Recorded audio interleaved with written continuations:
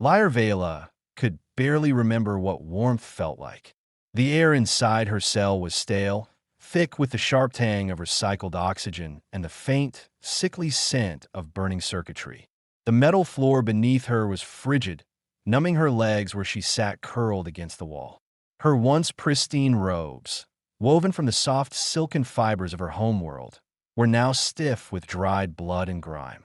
A deep bruise stretched along her ribs from where one of the guards had struck her days ago. Or had it been weeks? Time had become meaningless in this metal prison.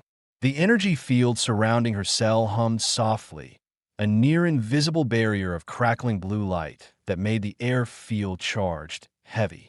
Whenever she moved too close, the static nipped at her skin like a living thing, warning her against escape. She had learned that lesson early. Her first attempt had sent a surge of energy through her limbs so violent that her vision had blackened for hours. So she sat, and she waited for her captors to sell her to some distant, faceless buyer. Waited for the moment her identity would be erased, her name reduced to a number in a ledger. Waited for death. She had not been weak before the ambush, before the betrayal, before the cold shackles had locked around her wrists and torn her from the home she had sworn to protect. Lyra was Miriathan, a daughter of the Emerald Moons, born under twin suns, raised in the noble houses of her people. Her kind were known for their elegance, their wisdom, their long lifespans, and rich culture. Once, she had been a diplomat, a keeper of peace between the stars, her voice carrying the weight of centuries-old treaties. But to the galaxy's black markets, she was nothing more than a rare commodity. Her green skin, smooth and luminous under the right light, marked her as an exotic prize. The long, silky strands of her black hair, which had once been braided with silver beads to signify her rank, now hung in tangled waves down her back. Her violet eyes, once filled with purpose, were dull from exhaustion. The Oro-then Syndicate had taken her.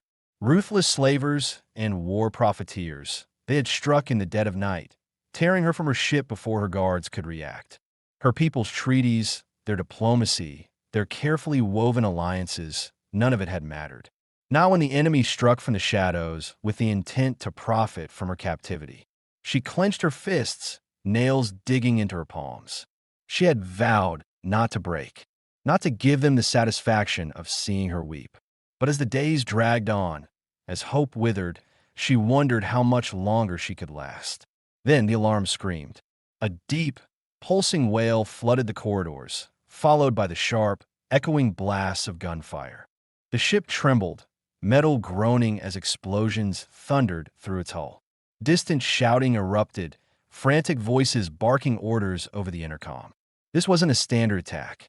This was slaughter. Lyra pressed herself against the cell wall, her breath shallow. Through the energy bars, she caught glimpses of movement, shadows flickering in the flashing red emergency lights. Then, heavy footsteps. Steady, unrelenting. Not Syndicate. Someone else. And then, he stepped into view. A human. He was taller than she expected, broad-shouldered, his battle-worn armor streaked with soot and blood. His dark hair was damp with sweat, matted against his forehead, a fresh gash above his brow dripping red down his temple. He moved like a man who had been fighting for hours, his chest rising and falling with measured breaths, muscles taut with exertion, but his grip on his weapon remained firm. His gaze locked onto hers. Dark eyes, sharp and assessing, took in her caged form. For a moment, neither of them moved. Then, without a word, he strode toward the control panel beside her cell and drew a plasma blade from his belt. With a single, precise slash, he cut through the panel, sending a shower of sparks across the floor. The energy field flickered, then died. The door hissed open. Lyra didn't move. This was not one of her captors. But that did not mean he was her savior. The human exhaled sharply, shifting his weight. "You waiting for an invitation?" His voice was rough, edged with exhaustion, but steady. Lyra hesitated. Every instinct screamed at her to run. And yet, she remained rooted to the spot, her pulse hammering in her throat. He took a step closer. "Look, lady, I don't know what the hell they wanted with you. but this ship is going down in flames. He jerked his chin toward the distant explosions. Unless you want to burn with it, move. Still, she hesitated. Something flickered across his face, impatience, then something softer. Understanding. His voice lowered. You want to live? She swallowed. Then, with great effort, forced her legs to move. The moment she stepped forward, his hand shot out, gripping her wrist, firm but not cruel. His palm was rough, calloused, warm. Stay close, he ordered. I didn't come all this way just to lose you now. She barely had time to react before the ceiling above them exploded. A shock wave knocked her backward, heat searing across her face. The ship lurched violently, sending debris raining down from the upper decks. The human yanked her forward, shielding her with his body as flaming wreckage crashed where she had been standing seconds before. A guttural snarl echoed through the smoke. Lyra Vela's blood ran cold. The syndicate wasn't finished yet. From the far end of the corridor, armored enforcers emerged, weapons raised. Their cybernetic implants gleamed under the emergency lights, red lenses scanning for targets. The lead soldier, a towering brute with twin ion rifles strapped to his arms, let out a sharp metallic hiss. Kill the human, he growled. The girl stays. The human warrior's grip on her wrist tightened. Yeah. He exhaled, rolling his shoulders. Good luck with that. Then, in one fluid motion, he shoved her behind him, just as the gunfire began. Lyra Vela barely had time to process what happened next. The human moved with brutal efficiency, weaving between blasts of plasma with an almost instinctive grace. He wasn't just fast, he was relentless, his every strike precise, every movement calculated for maximum destruction. He drove his blade into the nearest attacker, spun, and tore a rifle from another's grip before snapping his neck with a sickening crunch. A stolen ion pistol discharged in his hand, dropping two more before they could react. In less than 10 seconds, the corridor was silent again. Lyra Vela's breath came in short, uneven bursts. The human turned back to her, chest still rising and falling from exertion. You still breathing? She nodded numbly. Good. He extended a hand. Because we're not done yet. Lyra Vela stared at him, then at the bodies at his feet. This man was dangerous, ruthless, but as the alarm screamed, as the ship burned around them, she knew one thing for certain. If she wanted to survive, she had to trust him.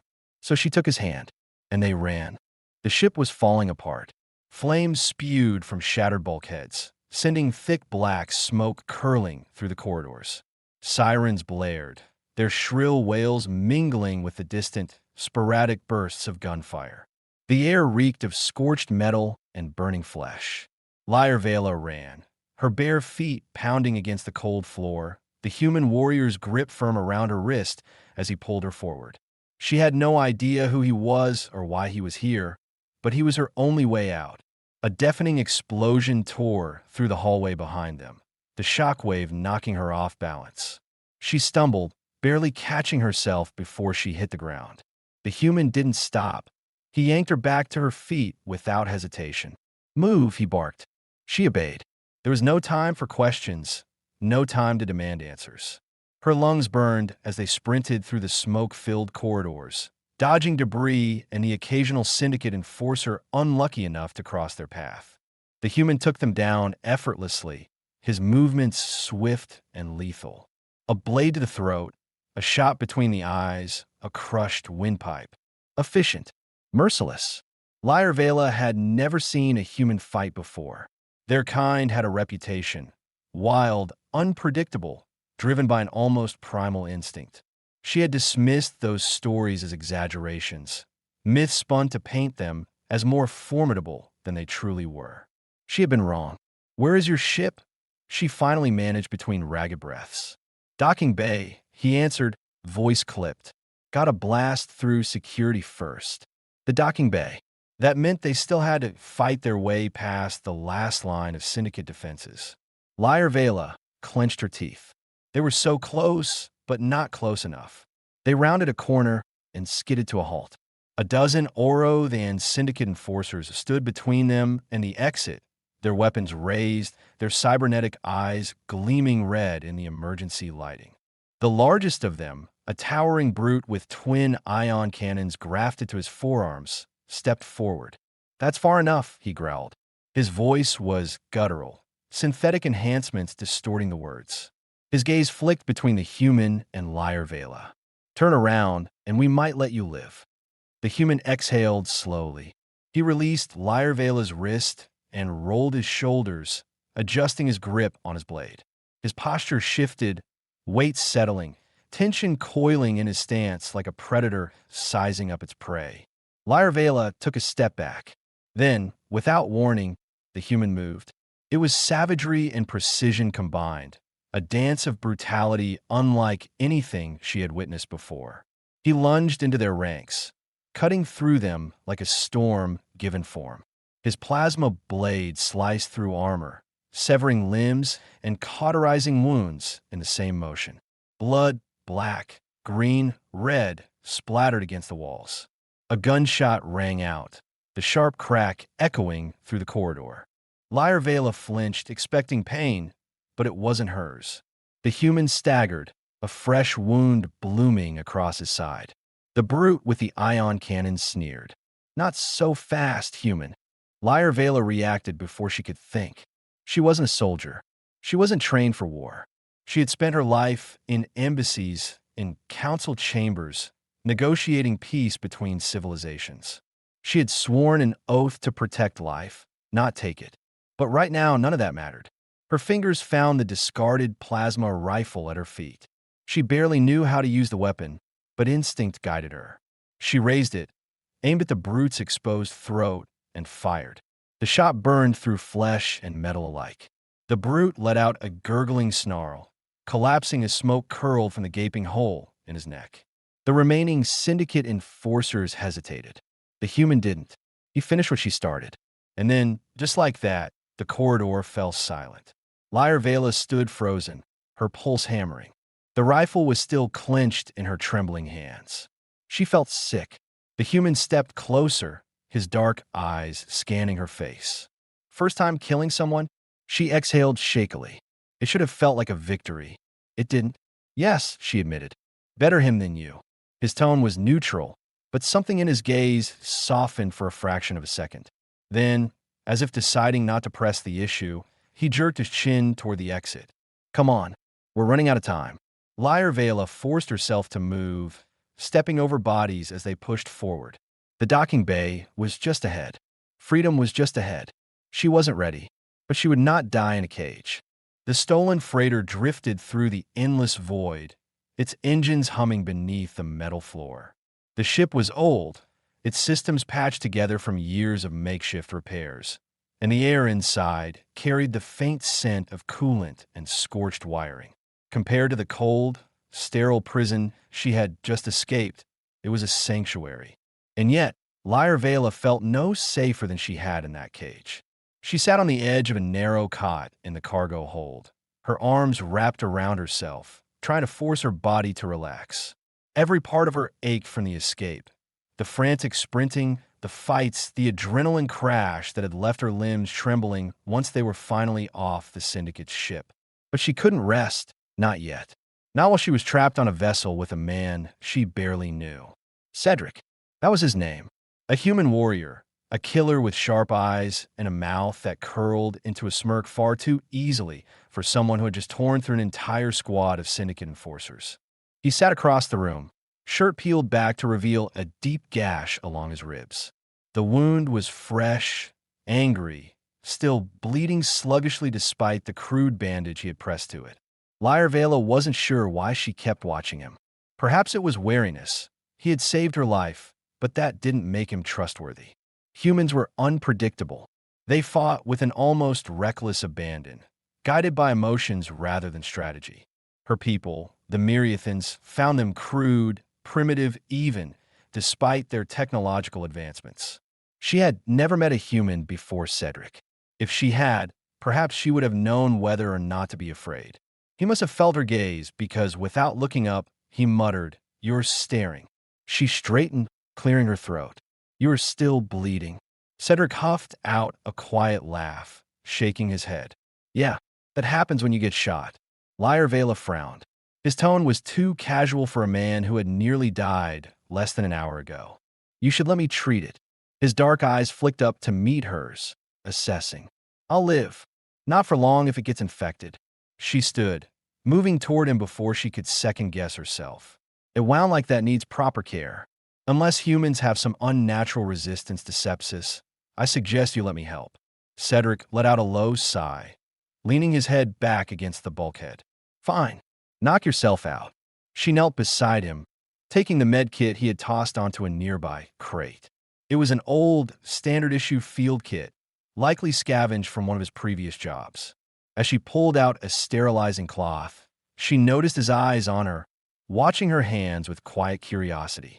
You know what you're doing? He murmured. Liar Vela didn't look up. I was trained in basic field medicine. Part of the diplomat package. She paused, glancing at him. There was something in his tone. Curiosity, yes, but also something deeper. Something knowing. You assume much about me, Cedric. He smirked. You don't exactly look like a soldier. Not the type to get their hands dirty, anyway. Liar Vela pressed the disinfectant pad to his wound with a little more force than necessary. He hissed, but to his credit, he didn't pull away. I am not a soldier, she admitted. But I was not defenseless either. My people do not believe in war, but that does not mean we are blind to it. Could have fooled me, he muttered. Not many diplomats would have taken a shot like you did back there. She stiffened. The memory of the syndicate enforcer collapsing to the floor, his cybernetic eyes flickering as the life drained out of him, flashed behind her eyelids. I had no choice, she said quietly. Cedric studied her for a long moment. Yeah, you did. Liar Vela's fingers hesitated over the bandage. He didn't say it cruelly. There was no judgment in his voice. But the weight of his words settled over her like a heavy cloak. She finished dressing the wound in silence, securing the bandage tightly. When she finally sat back, she flexed her fingers, trying to shake the residual tremor from them. It will heal cleanly, she said, more for herself than for him. Good to know. He rolled his shoulder, testing the tightness of the wrap, then gave her a sideways look. Guess that makes you a doctor now. Liar Vela tilted her head. Doctor? A nickname, he said with a smirk. Humans like giving them to people. She considered that. My people do not use them. Shame. You'd be fun to nickname. She gave him a flat look. I doubt that. Cedric chuckled. We'll see. Despite herself, she felt the corner of her lips twitch. It faded quickly. She turned her attention toward the cockpit, her thoughts shifting to the inevitable question she had been avoiding. Where are we going? Cedric followed her gaze, his expression darkening. Somewhere safe. I got a few contacts in the outer systems. The moment the first blast hit, Liar Vela knew they were in trouble. The ship lurched violently, alarms blaring through the cockpit. Red emergency lights pulsed in frantic warning, bathing the metal walls in a flickering glow. The impact sent her sprawling against the console, the sharp edge biting into her ribs. Hold on, Cedric shouted, his hands flying over the controls. The second blast struck. The entire ship groaned in protest as the hull took the hit, metal shrieking under the force. The engines sputtered, then roared back to life in a desperate struggle to keep them airborne. Liar Vela gripped the co-pilot's seat, heart pounding. Shields, gone. Cedric's jaw clenched, his fingers white-knuckled around the flight stick. Sons of bitches got a lock on us before I could jump. Outside the viewport, the planet loomed closer, a frozen wasteland of jagged mountains and endless tundra. Their descent was no longer controlled. It was a freefall. The third and final blast sent them spiraling. The ship spun violently, and Liar Vela was thrown against the bulkhead with a force that rattled her bones. Sparks erupted from the ceiling panels, smoke filling the cabin. Cedric cursed, wrestling with the controls, tried to level their descent. Brace for impact. The world tilted. The atmosphere howled around them as they plummeted. The last thing Liar Vela saw before everything blurred into chaos was Cedric's grim expression. Calm, focused, ready for whatever came next. Then, impact. The ship slammed into the ice with a deafening crash, skidding across the frozen ground, tearing through jagged rock and snowdrifts. The violent momentum threw Lyra Vela forward, her vision flashing white as pain erupted through her skull. Then silence. For a long moment, all she could hear was the ringing in her ears, the distant creak of settling wreckage. The ship lay broken and still, half buried in the snow. Lyra Vela forced herself to move, her limbs sluggish, her head pounding. She coughed, inhaling the acrid scent of burning metal. She was alive. That was the first thing. The second thing, Cedric. She twisted, eyes scanning the ruined cockpit. He was slumped over the controls, motionless, blood trickling from a gash above his brow. Panic surged through her. Husband. The word left her lips before she could stop it. She scrambled toward him, fingers shaking as she reached for his pulse. The moment she felt it, steady, strong, relief hit her like a wave. He was alive, but he wouldn't be for long if they stayed here. Lyra Vela sucked in a breath, ignoring the sharp pain in her ribs as she unbuckled Cedric's harness. He groaned as she pulled him upright, his head lolling slightly. His eyes fluttered open, unfocused but alert enough. Lyra Vela. His voice was rough, hoarse. You all right? She let out a breath that was half a laugh, half a sigh. You are the one bleeding, and yet you ask if I am all right. A weak smirk tugged at the corner of his lips. Guess that means we're both still breathing. The ship gave a metallic groan beneath them, the wreck settling deeper into the ice. They didn't have time. Lyra Vela hooked an arm under Cedric's shoulder, pulling him to his feet. He grunted, swaying slightly, but he didn't argue. He never did. Come on, she murmured. We need to get out of here before they send someone to finish the job. Cedric muttered something under his breath that sounded suspiciously like a curse, but he let her help him. They forced the cockpit door open, stepping out into a world of ice and wind. The storm had not yet arrived, but the sky was heavy with dark clouds, the promise of a blizzard looming on the horizon. The air was thin, frigid, sharp against her lungs. The wreckage stretched behind them, half buried in the snow, smoke still curling from the damaged engines. Lyra Vela tightened her grip on Cedric's arm. We have to move. He nodded, but she could feel the tension in his body, the barely restrained pain. He was hurt worse than he let on. Typical human stubbornness. They trudged forward, each step crunching over the frozen ground. The wind howled through the valley, whipping her hair around her face. Lyra Vela had never been this cold before. She glanced at Cedric. He wasn't wearing enough layers for this kind of weather. His skin was pale beneath the blood, his breaths coming slower. Without a word, she shrugged off his oversized jacket, the one he had thrown over her shoulders 2 nights ago, and pressed it back into his arms. He frowned. You need it. You need it more, she countered. Cedric exhaled, but didn't argue. He pulled the jacket on with stiff movements, then smirked at her. Husband, huh? Lyra Vela stiffened, realizing what she had said in the ship. Oh, don't back out of it now, he teased, voice rough but amused. I kind of like it. She scowled. It is a term of familiarity. His grin widened. So, you're saying you're familiar with me? Lyra Vela rolled her eyes, but the warmth in his voice, even through the exhaustion, even through the pain, made something settle in her chest. They walked in silence for a while, navigating the uneven terrain. The cold was relentless, seeping into her bones. Every step felt heavier, the weight of exhaustion pressing down on her. Then a sound, distant but distinct. Engines. Lyra Vela tensed. Cedric's posture shifted immediately, all humor gone. His hand went to his sidearm, movements slow but deliberate. A patrol ship. The syndicate had found them. Lyra Vela's pulse quickened. We cannot outrun them. No, Cedric agreed. His voice was low, steady, but we can make sure they don't find us first. He grabbed her wrist and pulled her toward an outcropping of ice-covered rock. They pressed themselves against the frozen stone just as the patrol ship roared overhead, its searchlights sweeping across the tundra. Lyra Vela barely breathed. The ship hovered for a long moment, scanning the wreckage in the distance. Then, after what felt like an eternity, It veered off, disappearing into the storm. Cedric exhaled, tension easing from his shoulders. Not the welcoming party I was hoping for. Lyra Vela swallowed hard. They weren't safe. Not yet. Cedric turned to her, studying her face. "You all right?" She met his gaze, her breath still unsteady. "I will be." His lips quirked. "Good, because I don't plan on dying out here, husband." Lyra Vela groaned, shoving him lightly. He laughed. Asterisk, asterisk, a real, genuine laugh. Asterisk, asterisk, before groaning at the pain it caused his ribs.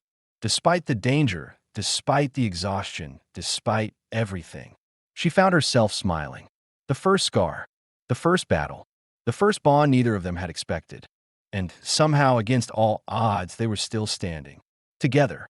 The fire burned low, its glow casting flickering shadows against the ice-covered cavern walls. The wind outside had settled into a slow, haunting howl, weaving through the jagged cliffs like a living thing. The cold remained, relentless as ever, seeping through the stone and into their bones. Lyra Vela sat close to the fire, knees drawn to her chest, wrapped in Cedric's oversized jacket.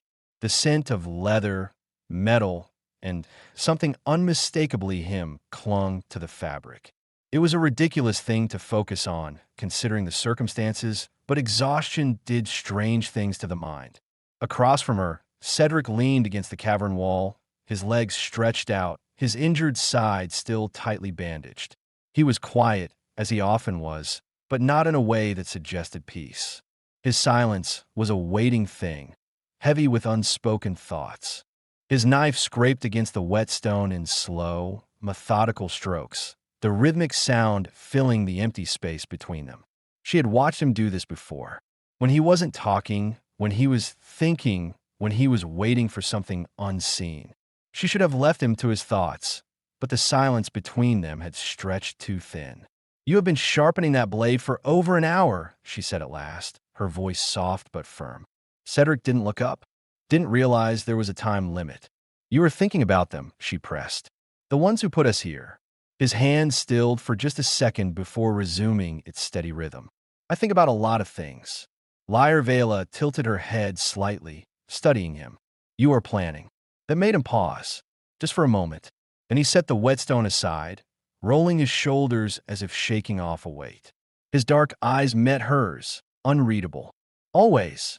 She held his gaze, unblinking. "You do not trust me." "I don't trust anyone." She let that settle between them, watching him carefully. "Yet you saved me. That doesn't mean I trust you." Lyra Vela exhaled, pressing her fingers into the fabric of his jacket. "And yet, you are here, freezing in a cave, bleeding from your ribs, instead of leaving me behind to fend for myself." A dry chuckle escaped him. "Well, when you put it like that, I sound downright noble." Lyra Vela shook her head. Humans were exhausting. She pulled the jacket tighter around herself, shifting closer to the fire. "What will you do when we leave this place?" Cedric's smirk faded. He hesitated, just long enough for her to notice. "Depends." "On what?" He studied her, as if weighing something. "On whether we make it out of here alive." Lyra Vela's jaw tightened. "You doubt that we will." His lips quirked. "You sound offended, Starlight." There was again. That word. That name. She frowned.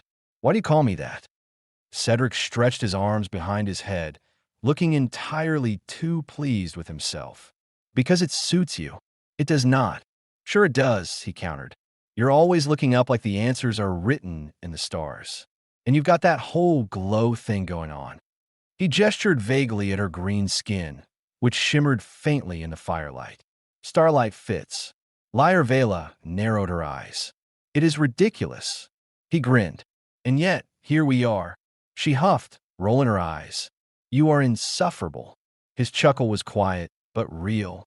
Then he winced as the motion pulled at his bandaged ribs. Instinct kicked in, and before she could stop herself, she was reaching for him. "Let me see," she said. Cedric sighed, but he didn't stop her as she peeled back the bandage. The wound was healing, but the skin was raw, bruised, and irritated from the cold. "This will scar," she murmured.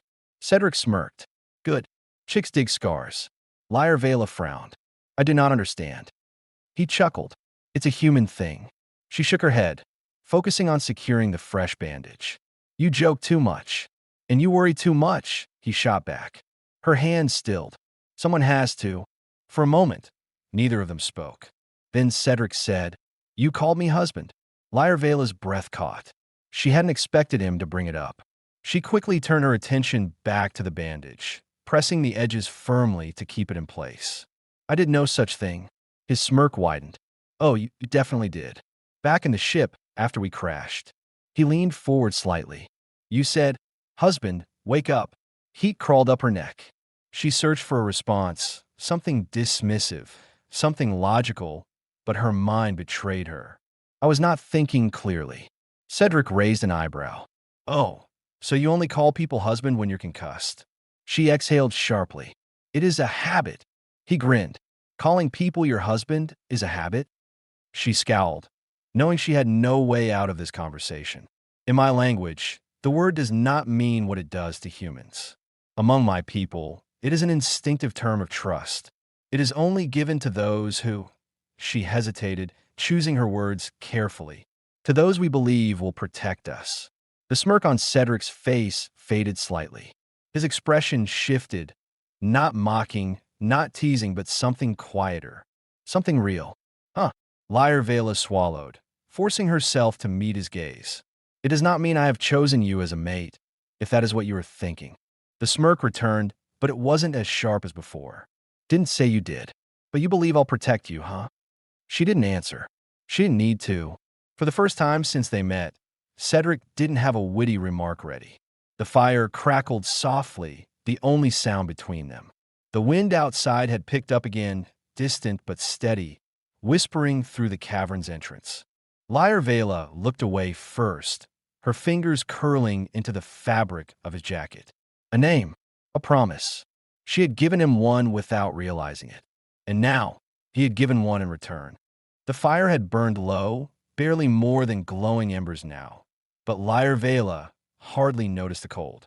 She sat close to Cedric, her hands carefully pressing a fresh bandage against his ribs.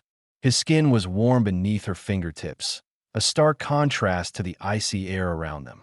The silence between them was heavy, filled with something she couldn't quite name. It wasn't like before. Before, she had tended to his wounds because it was necessary, because he was injured, because she owed him for saving her life, because it was simply the logical thing to do. But now she found herself lingering. Her fingers brushed against the firm lines of his torso as she smoothed the bandage into place, and she could feel his gaze on her, steady and unreadable. You're quiet, he murmured, voice rough with exhaustion. So are you, she countered. A faint smirk tugged at the corner of his lips. Figured I'd let you do all the worrying for once. Lyervela huffed, but the amusement in his tone made something tighten in her chest.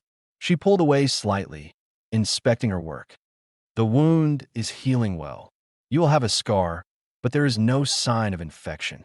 Cedric leaned his head back against the cavern wall, closing his eyes for a moment. Good to know. You should rest. His smirk widened slightly. You're bossy, Starlight. You are stubborn, she shot back. His chuckle was quiet, but real. He shifted slightly, wincing as the movement pulled at his wound. Lyervela instinctively reached out, her hand resting lightly against his chest to steady him. The moment her palm met his skin, Cedric's eyes flickered open. She meant to pull away. She didn't. His heartbeat was steady beneath her touch, strong and grounding. Her pulse, however, had suddenly become far less reliable. Cedric watched her carefully. She knew she should say something, but the words felt tangled in her throat. Then he spoke. You call me husband again. Lyervela froze. She had. She knew she had. The moment she had pulled him from the wreckage, when she had shaken him awake, when she had feared, truly feared, that she might lose him. The word had left her lips without thought, without hesitation. And she had meant it. Her throat felt tight. It is a term of familiarity. Cedric arched an eyebrow. Right. And I suppose you go around calling people that all the time. She swallowed. No. His smirk faded slightly. Then why me? Lyra Vela exhaled slowly, withdrawing her hand, folding it in her lap to keep it from trembling. In my culture, it does not always mean what it does to humans. Yeah, you mentioned that, he said, voice softer now. It's about trust, right? She nodded. And you trust me? Lyra Vela lifted her gaze, locking eyes with him. There was no teasing there anymore, no smug amusement, just quiet sincerity. Yes, she said. The fire crackled, throwing long shadows against the cavern walls. Cedric didn't speak right away. When he did, his voice was quieter than before. That's dangerous. She frowned. Why? He let out a slow breath, his hand absently tracing the edge of the bandage over his ribs. Because people like me don't get trusted. We don't get to be the safe choice. Lyra Vela's jaw tightened. You keep saying that. I do not know who you are, that you're not a good man. But you saved me. You continue to protect me. You sit here, bleeding and exhausted, yet still find the energy to make sure I am warm. If that is not a man worth trusting, then I do not know what is. He blinked, caught off guard. For the first time since she met him, Cedric seemed uncertain. He shifted slightly, rolling his shoulders as if shaking off a weight. Starlight, you don't. She moved before she could think. Her fingers reached for his jaw, tilting his face toward her before he could look away. His stubble was rough beneath her touch, his skin warm despite the cold air. She saw the moment his breath caught. Then, slowly, carefully, she leaned in and brushed her lips against his. It was hesitant at first, a whisper of a kiss, a question left unspoken. But when Cedric exhaled and pulled her closer, his fingers curling around her waist, the hesitation melted away. His lips were warm, firm, carrying the faint taste of fire and exhaustion. His grip was solid, grounding, like he was afraid to let go. Lyra Vela hadn't known what to expect, but she hadn't expected this. The intensity, the way he kissed like he had nothing to lose, yet everything to hold on to. The way her own body betrayed her, pressing closer instead of pulling away. She could feel his heartbeat beneath her fingertips, steady and strong. And hers was no longer steady at all. The moment stretched, deepened, until finally Cedric pulled back just enough to rest his forehead against hers. His breathing was uneven, matching hers. His lips quirked faintly. So, does this mean I get to keep the title? Lyra Vela groaned, shoving him lightly. You are impossible. His laughter was low and warm, the sound vibrating through her where their bodies were still pressed together. And yet, he murmured, brushing another kiss against her temple. You keep calling me husband. She rolled her eyes, but the corner of her lips twitched upward despite herself. Cedric sighed, leaning back against the rock, keeping one arm loosely around her waist. Get some sleep, Starlight. We move at dawn. Lyra Vela hesitated for only a moment before shifting closer, allowing herself to rest against his side. For the first time since this nightmare began, she felt truly warm. And for the first time, she let herself believe, just for a moment, that maybe, just maybe, they had a future worth fighting for. The wreckage stood before them, half buried in snow and ice, its metal hull warped and scarred from the crash. It was a miracle the ship had survived at all, let alone with a working engine. But miracles wouldn't get them off this frozen wasteland. Work would. Lyra Vela took a deep breath, bracing against the cold as she followed Cedric toward the broken remains of their last hope. If they couldn't fix this, they would die here. Cedric exhaled, rubbing a hand over his jaw as he inspected the damage. All right, we're not completely screwed. Just mostly. Lyra Vela shot him a look. Encouraging. I aimed to please. He crouched beside a torn section of the hull, running his fingers along the damaged plating. Engines are buried under all this snow. We'll need to clear it out before I can check for damage. Lyra Vela nodded and knelt beside him, scooping icy powder away with her hands. It was slow, grueling work. The cold bit at her fingers, numbing them despite the insulated gloves she wore. Cedric was struggling too, his movements stiff, his breaths heavier than they should have been. She knew why. The wound was slowing him down. She glanced at him. You should rest. Cedric snorted. Yeah, sure. Let me just lie down in the snow and take a nap. Cedric, I'm fine. He forced another chunk of ice aside. Just keep digging. Lyra Vela clenched her jaw but said nothing. It took them nearly an hour to clear the worst of the debris. By the time they finished, her limbs were shaking, her fingers raw. Cedric wasn't faring much better, his forehead slick with sweat despite the freezing temperature. Finally, he stepped back and exhaled. All right, let's see if she's still got a pulse. He pressed his palm against the control panel beside the main engine compartment. The interface flickered weakly, then died. Cedric cursed under his breath. That is not a good sign, Lyra Vela said carefully. No, Starlight, it's not. He ran a hand through his hair, eyes scanning the exposed wires and burnt-out conduits. Power cells are fried. We'll need to rewire the entire system before we even think about firing up the thrusters. Lyra Vela frowned. Can it be done? Cedric let out a long breath. I won't lie, it's not going to be easy. I need time, and a hell of a lot of luck. She didn't like relying on luck, but it wasn't as if they had another option. The long night. They worked in near silence. The only sounds the distant howl of the wind and the faint hum of energy sparking from exposed wires. Cedric worked inside the main power core, elbows deep in burnout circuits. Every so often, Lyra Vela heard him mutter something under his breath, mostly curses, occasionally a half-mumbled encouragement to the ship itself, as if speaking to it would keep it from falling apart. Lyra Vela focused on the external repairs, reinforcing weakened sections of the hull and reconnecting fuel lines. The work was slow, methodical, and dangerous. Twice, she nearly slipped on the ice. Once, she lost feeling in her fingers for so long she worried they wouldn't recover. But they kept going, hour after hour, until finally, Cedric let out a victorious whoop from inside the ship. I think we've got something. Lyra Vela climbed into the cockpit, brushing snow from her shoulders. The power cells? Patched together with sheer willpower and a little bit of genius. He smirked, wiping grease from his hands. We've got power, but we're not out of the woods yet. I still need to reboot the thrusters manually. If they don't ignite, we are stranded. Exactly. Lyra Vela took a slow breath. Then let us not fail. Cedric's smirk softened. He reached out, tucking a stray strand of her hair behind her ear. That's the plan, husband. She scowled, swatting his hand away. Work first, joking later. He chuckled, but didn't argue. The final push. The cockpit was dimly lit, screens flickering with unstable energy levels. Cedric strapped into the pilot's seat, fingers moving swiftly over the controls. Lyra Vela settled beside him, eyes scanning the data readouts. Okay, Cedric muttered, flipping a series of switches. We're going to try a cold start. It's risky, but it's our best shot. Lyra Vela's fingers hovered over the auxiliary power controls. On your mark. Cedric inhaled sharply, then nodded. Now, Lyra Vela pressed the command.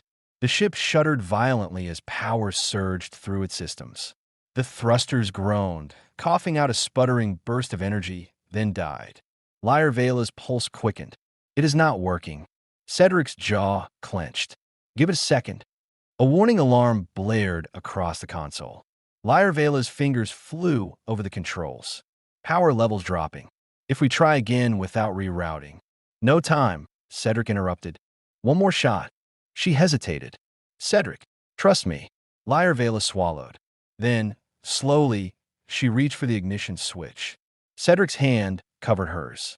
He gave her a small, almost imperceptible nod. Together, they pressed the command. For a second, nothing happened. Then, a deep, thunderous roar shook the entire ship. The thrusters ignited. Lyra Vela exhaled sharply, her grip tightening on the console as the ship rumbled beneath them. Cedric grinned. Told you. She shook her head. Do not gloat yet. We still have to take off. Cedric's grin widened. Then let's not waste any time. Outside, the wind howled louder, but for the first time, it didn't feel like a death sentence. It felt like a farewell. They weren't trapped anymore. They were going home. The ship lurched violently as it tore through the upper atmosphere, escaping the frozen wasteland that had nearly been their grave. The controls trembled under Cedric's grip warning lights flashing across the console in angry bursts of red. Lyra heart pounded as she secured the final navigation inputs, her fingers steady despite the chaos around them. "Come on, baby," Cedric muttered under his breath, hands flying over the controls. "Just hold together a little longer." The hull groaned, struggling against the gravity well of the planet. A shudder ran through the ship, the engines sputtering under the immense strain. Lyra clenched her teeth. If the core overheated before they reached open space, they were dead. A warning klaxon blared. "Incoming fire. The Syndicate ship is locking onto us," Lyra warned, scanning the sensors. "Yeah, I noticed," Cedric gritted out. "No shields, no weapons, barely any fuel. Remind me why this was a good idea again." "It was the only idea," she corrected. A blast shot past them, missing by meters. Lyra stomach tightened as Cedric spun the ship, dodging another volley with seconds to spare. "They're getting closer," she snapped. "Not for long," Cedric growled, gripping the thruster controls. "Hold on." He pushed the engines to full power, forcing the ship into a dizzying climb. The cabin rattled, pressure levels spiking dangerously high. The Syndicate ship stayed on their tail, another blast slicing past the wing. Lyra hands flew over the console, rerouting auxiliary power to the thrusters. "If we don't jump soon, we won't get another chance." "Working on it," Cedric barked. The ship bucked again as another blast grazed the hull, sending sparks showering across the cockpit. Smoke curled through the air, the acrid scent of burning wires stinging Lyra nose. She coughed, eyes watering, but didn't stop working. Then, a flicker of blue on the scanner. "Jump coordinates locked," she shouted. Cedric let out a sharp breath. "Hold on to something." He slammed the hyperspace drive activation, and for a split second, everything went still.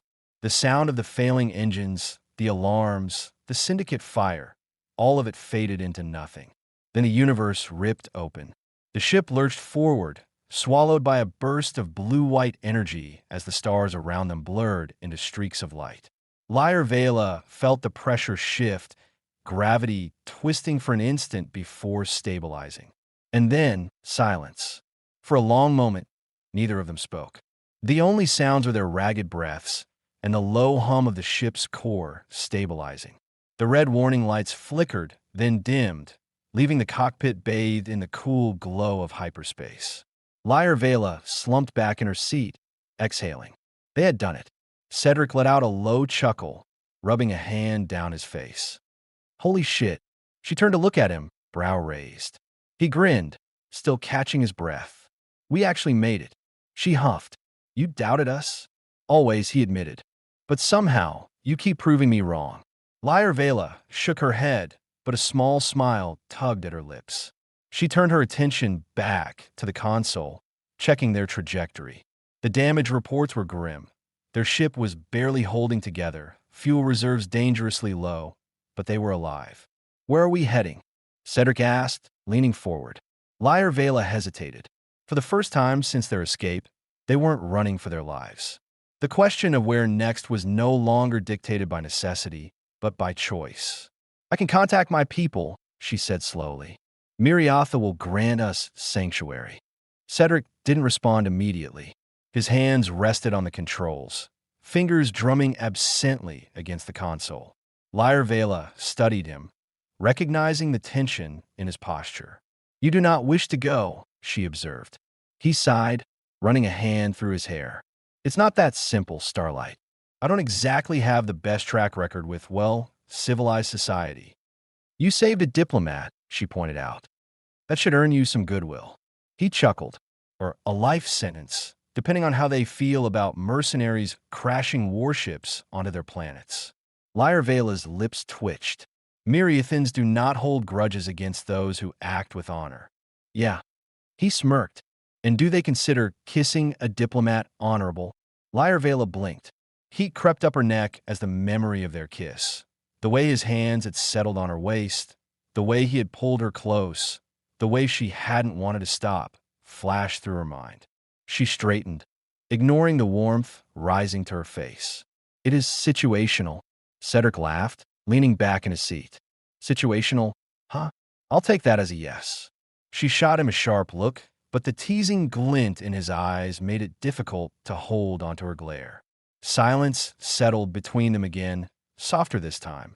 The hum of hyperspace surrounded them, the ship drifting through the void, untethered for the first time in days. You could come with me, she said suddenly. Cedric turned to her, his expression unreadable. To Miriatha? She nodded. You'll be safe there. He exhaled slowly. And after that, Lyra hesitated. After that, she had spent so long thinking only of survival, of escaping, running, staying alive long enough to see another sunrise. But now, for the first time, she was considering what came next. Not just for her, for them. She met his gaze, her voice quieter now.